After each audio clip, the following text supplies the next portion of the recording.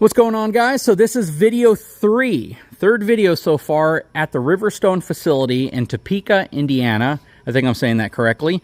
And this is a really cool series of videos. I highly recommend going back to the very first video where we focused exclusively on the frame, the differences in the frame, how they do things. I mean, such as 1/4 inch thick 2x8 sections, 8x6 boxed section, all this steel bracing going all the way under, an additional steel channel, plus thick steel everywhere. I mean, it's absolutely insane how they build the frames to these things. These are Lippert frames. It's a very custom frame for Riverstone from Lippert. I don't think there's any other manufacturer in the industry that uses this frame. It's how Riverstone wants the frame built for the amount of weight. 24,000 pound GVWR in most of these units, so they're very heavy, and a lot of that weight can be attributed to the higher end materials and the more robust frame that goes into it. Anyways, go back and check out the other videos. This video is going to be really special because I got my buddy Nick back, and we are standing in front of a sidewall as well as the attachment method of that sidewall to the frame. And I know this is going to be one that a lot of people want to hear about because they're going to want to figure out how does Riverstone do things differently, and this video will point that out. Hang tight, I'll be right back.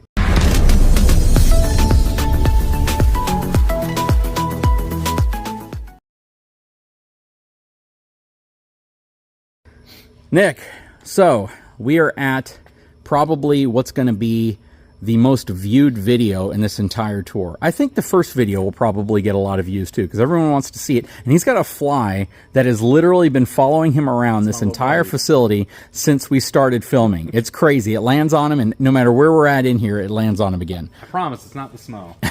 You pay that fly good money. Yeah. Anyways, so check it out. There's a lot of things going on here, and Riverstone does things so much differently than any other manufacturer that I've seen. And I want Nick to kind of walk through, brag about your unit here, because I really love what Riverstone does with their sidewall and their attachment method.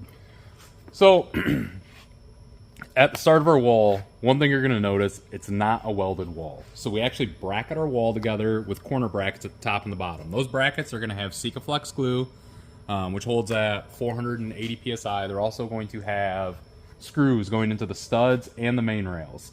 What that is going to allow you is the strength of the wall, but it's also going to allow you a little bit of flex without near the opportunity for any cracking inside of that wall.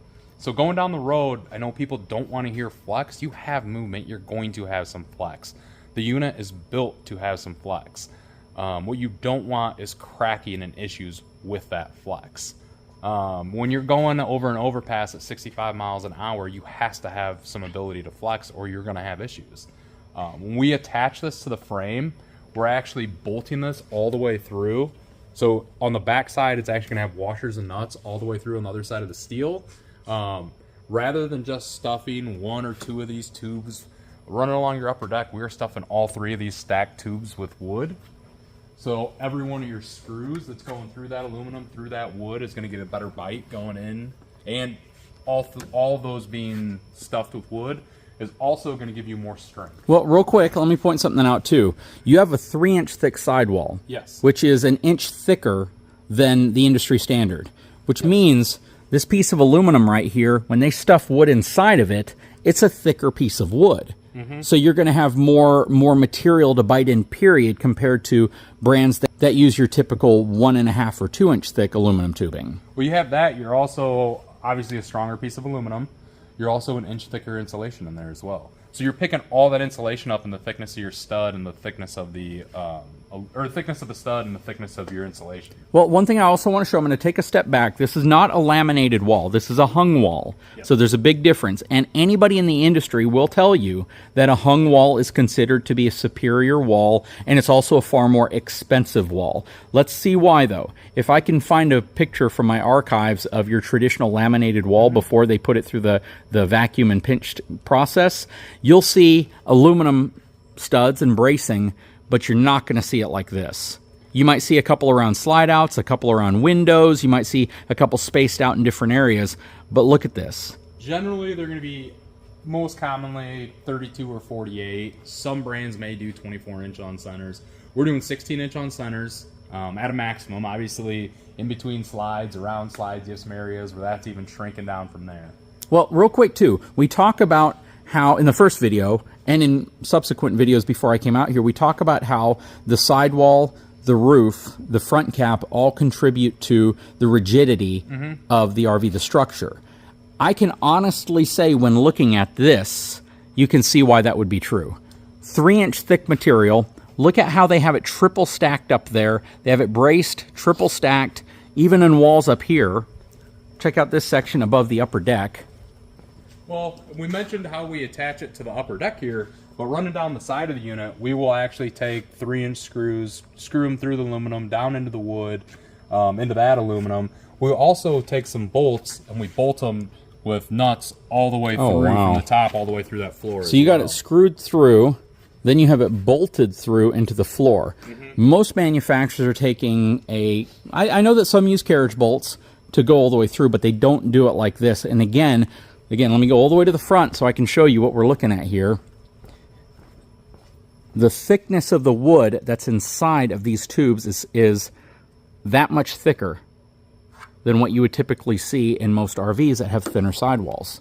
So you have much more material to bite into. And look at how it's all attached.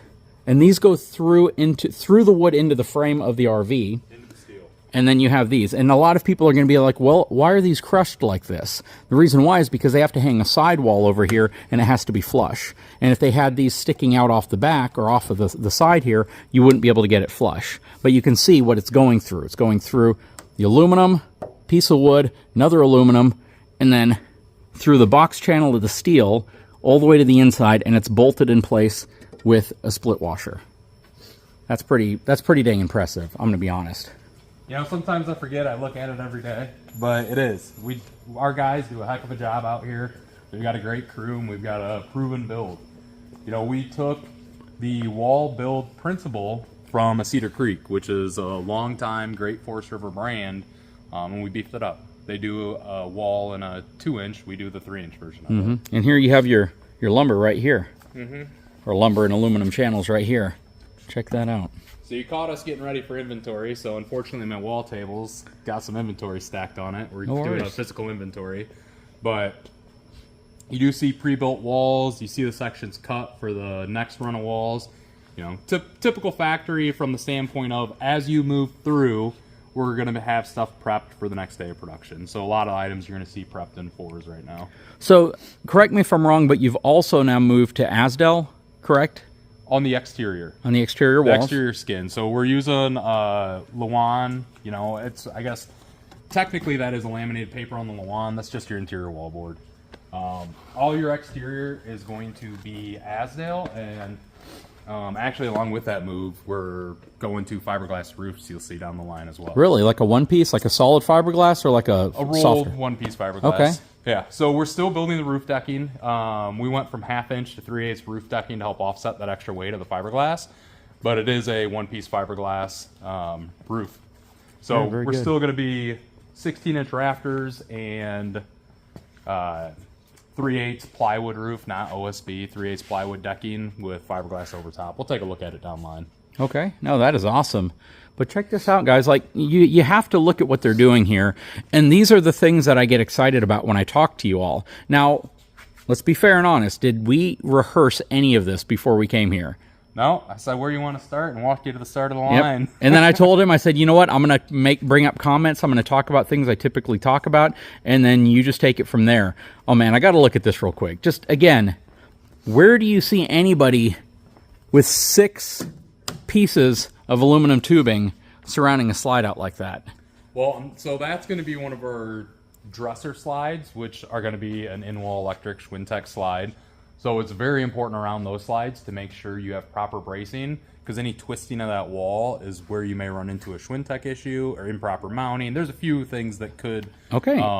You open this can of worms, so I'm gonna peel the rest of the cap off. All right. Schwintek. Yes. I have made the point in previous videos that I feel rack and pinion is the most reliable system, followed by Schwintek, followed by the slim rack, and then the cable-driven slide-out system.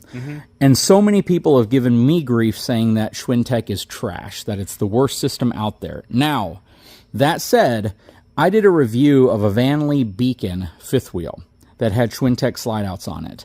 and we had a slide out problem with the Schwintek. And I realized that it was mainly because when I was putting the slide in, I wasn't holding the button a little longer to make sure that both of the motors pull it in properly and reset. And when they called me and told me that's what you need to do, I never had a problem with the system after that. However, you could see, to your point, the sidewall of the RV flexing in and out like this. Let's go over this real quick because this is super important. You have a through frame rack and pinion slide, which is what all your main slide outs are. Yes. They are super strong because literally they go through the frame of the RV, and it's the most reliable slide out system in my opinion. I would imagine you'd probably agree. I mean, that's why we use them everywhere we can. Yep. When you look at Schwintek, when you look at cable-driven slides, when you look at the slim rack, they rely on your sidewall. All of your slide-out mechanisms are attached to the sidewall itself, not the frame. So the rigidity of that sidewall and the structure of that sidewall has to be strong enough to support it so you don't run into a binding issue where one side of the sidewall is flexing out. And that's what you're telling me right now. I know I'm talking a lot here, but that's what I'm assuming you're telling me why you reinforce this area as much as you do. 100%. So because that's really the main issues with the Schwintek you kind of hit on already. So if you partially run one, and even with our control system, sometimes it happens. You're touching the screen and it stops, your finger moves, something. As long as it's running straight, continue running it. You always want to run that slide 100% in, 100% out on a Schwintek, any of the electric slides, whether Schwintek, slim rack. When you are done, if you hold that button an extra 2 seconds, is that what it is, I believe, it resynchronizes the motors. So if you don't, I always suggest doing it every time because you can't hurt anything holding it that extra 2 seconds. But if you're going in or out and you are using a button, whatever, you have to stop part way. When you finish that cycle, make 100% sure that you hold an extra 2 seconds, and you will see a lot of problems disappear. The other main issue is not having proper wall structure, and you have some flex. Now, it's an electric motor. Do things happen? Can something get caught in the track? Honestly, if you look, I believe it was 2015 and before, Lippert suggested lubing the tracks on them, and now they don't. Yep, they say do not do that. Because it collects dust, it collects dirt, it collects stuff in those gears, which can skip teeth, it can clog teeth, clog the motors, get you out of sync. Yep, they're self-lubricating now. Yeah, there's a lot of little idiosyncrasies with that slide mechanism that can cause the issues that people say it's a horrible system. The other thing is, we don't use them on 14, 16, 18-foot full-wall slides. We use them on a sofa slide. We use them on a small kitchen slide that's got a microwave, 6 drawers, and 2 cabinets in it, and a countertop.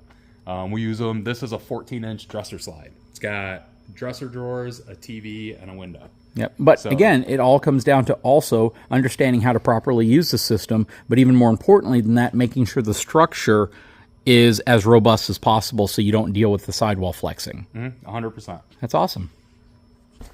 All right, so we are going to go up top real quick and take a look at the roof structure of a Riverstone. So you're going to see our roofs getting built here. You're going to notice they're being built upside down. That's so that we can not just pin nail them, but also glue them to the rafters. Allows them to cure. Now they're going to be ready for the next day of production. So we do that at the end of every day. Got to ask you a question. So there are so many different construction types when it comes to the truss system. Yes. Some use wood and claim that it's the best. Some used a stamped version, and I've seen those as well. I think Keystone, Montana, a couple brands use one that just looks like it's a big stamped piece. You guys have what appears to be a very kind of structural system here. So this is a T-channel. You can probably see the other side of it right there. But why do you guys use this type of material versus wood or stamped material? We use aluminum in all of our studs, whether it's roof, floor, front wall, rear wall, sidewall. Everywhere we have anything, a structural stud on an exterior component, it's aluminum. The nice thing about running aluminum with more of the T-channel, how we do it, all your insulation is going to get all the way through, right? You're not going to have gaps in the insulation like if it was hollow. Structurally, it's sound. It's also going to be a little bit lighter that way too. But on 16-inch centers, I mean, I'm not exactly petite, and I get up on that roof and have no problem with it. Look at this. So let's zoom in on that. That is that's a heck of a roof structure. But again, everyone kind of brags and says that they're the best, and I'm wondering here, but at the same time, though, you guys kind of constantly demonstrate that it's not so much about, yeah, money factors into it. I get it. I get that budget, materials, but this is what you guys have been doing forever, right? Yeah. So I've been here, I mean, that's what we've been doing since day one. Riverstone was started in the summer of 2015, 2016 model year. We were just switching to 2025. So I've been here 7.5 years. Structurally, not much has changed. We started to be a bigger, a little bit beefier version of a Cedar Creek. Like I said, Cedar Creek's great product, great construction methods. There was a lot of innovation at that plant over the years, and they wanted something to go after that true ultra luxury category. Quite frankly, you can't build an ultimate luxury, ultra luxury, ultimate high-end product in the same facility as a product that's more in the meat of the luxury market, right? What you're going to have is you're either going to have an expensive product that isn't built high enough quality, or your lower end product is going to be too expensive. And I don't mean to diminish any of the products in that category, but when you're running a production facility, you can only hit so many price points in one building before you lose something on all of them. So at Riverstone, we stick to what we know. We stick to the construction principles that we've always done. Honestly, I don't know anybody that has a lot of roof issues. I probably shouldn't say that. I should just boast about how great ours is compared to the wood ones, compared to the stamped ones. But I'm not going to sit here and tell you those other products that you talk about that I hear a bunch of roof issues, because I don't. We build solid roofs. If we didn't, we want to keep doing it. You know, unlike some other industries, our industry has an ability to make a change quicker and simpler than a lot of industries out there. That's true. That's true. So it's a catch-22. It's a great thing when you have something with an issue, but you also have to be diligent to not change too often. Yeah. Right? Because that can create as many headaches as using the wrong product. Yep. Customers don't know what they have. Yep, that's true. Okay, so next video is going to be all about wiring, as well as, I think, are we to the area yet where we're going to talk about fiberglass roofs? A couple stations up. A couple stations down. Okay, so we'll figure out what else to talk about, but I have some questions about wiring because it's a lot of wires in here and they're being routed into an RV. And I think there's a perception issue that sometimes people have with RV wiring that's partially accurate, but at the same time might need some clarification. Anyways, guys, I sure hope you enjoyed this video. I know this is going to be a big one for a lot of folks, especially because it talks about the structure of the RV and attachment methods. Guys, if you haven't had a chance, please take a moment, go back and look at the first video, second video, the third video now, which is this one, and just kind of follow it along in chronological order, because it's going to give you a true in-depth view at why I've been such a big fan of Riverstone, even though they've never paid me a penny, they've never sponsored my channel, they've never given me a unit. I mean, I've never even borrowed a unit from you guys. It's nothing. It's just because I see your units on dealership lots and I like what I see. Sounds like you're trying to get dinner or something out of me, JD. But we're not even going to eat dinner because there's no good restaurants in Topeka that I'm aware of. Hey, there's a few good ones. They're probably not open at the time of night. We'll get done with this, though. That's true. Anyways, guys, hang tight. If you haven't had a chance, please take a moment, subscribe to the channel, give me a thumbs up, and we'll talk to you again real soon.